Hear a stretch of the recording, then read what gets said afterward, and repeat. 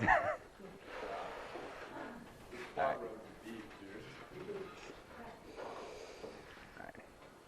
afternoon, everybody. I don't know if y'all were here for my second speech, but my second speech I described what my family business does, and that's structural steel. So, talked about the Philadelphia baseball stadium, which our company did a lot of work on. So, I basically described the whole process, but when I work there, I work as a welder. So today I wanted to talk to you a little bit about what actually goes on for like welding. So there are actually multiple types of welding. Obviously there's different metals that can be used, but also, there's also different processes. And the process that I use is called MIG welding, which stands for metal inert gas. So it's kind of what it sounds like. Use metal, and then I'll get to the inert gas part later. All right.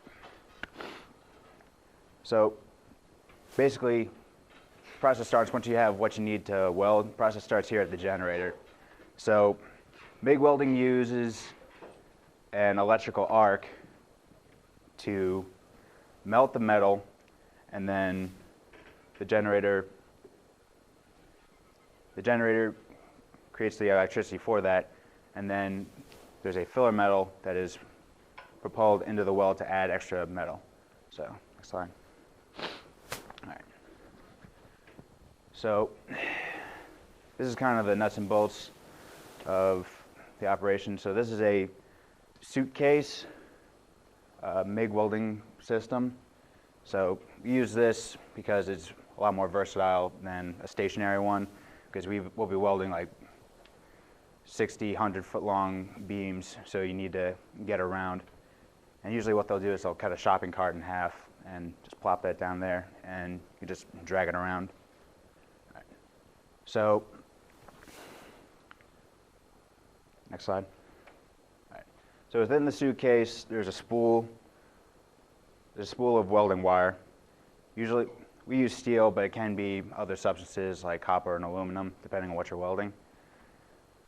So the electricity from the generator turns the spool, and that propels the wire out through the nozzle. Next slide.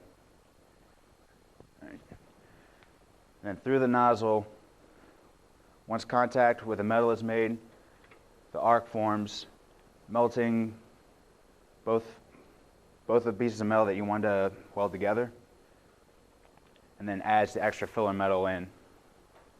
Right.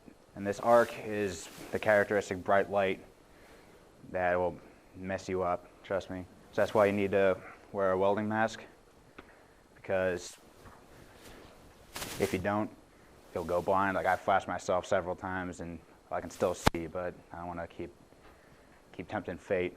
And then if you're not wearing protective clothing, it's basically you're just giving yourself sunburn, because it's ultraviolet radiation and it sucks. So, all right. Next slide. All right. So inert gas in metal inert gas welding is argon. So argon, right, so who here is a chemistry major who is taking chemistry? So what is argon? So yeah, it's a noble gas. So noble gas, its electron shells are full, so it doesn't really do anything. So can you go back a slide?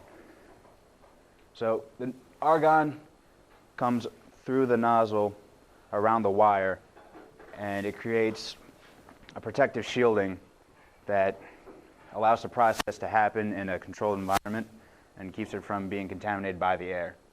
So air contamination causes problems, mainly being porosity. So go forward too. All right.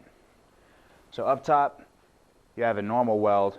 As you can see, it's complete and doesn't have any deformation. It's strong. And on the bottom, you have porosity, which come in contact with the air, and the reaction causes explosions and not really explosions, but it pops out and is very weak and will rust easily.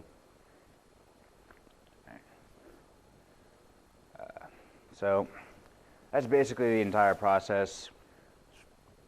Honestly, welding's a very good skill to have. It's a very good job. I get paid $12 an hour when I do work, and then time and a half on weekends. So if you guys need some money for spring break next year, just think about it. But I'm not really an artistic guy, but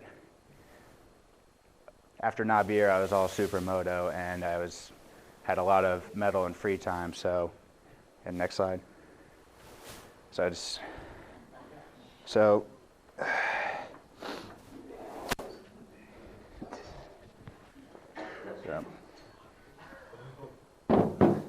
being from Papa Company, naturally decided to make a giant metal P. It seemed like a good idea at the time, but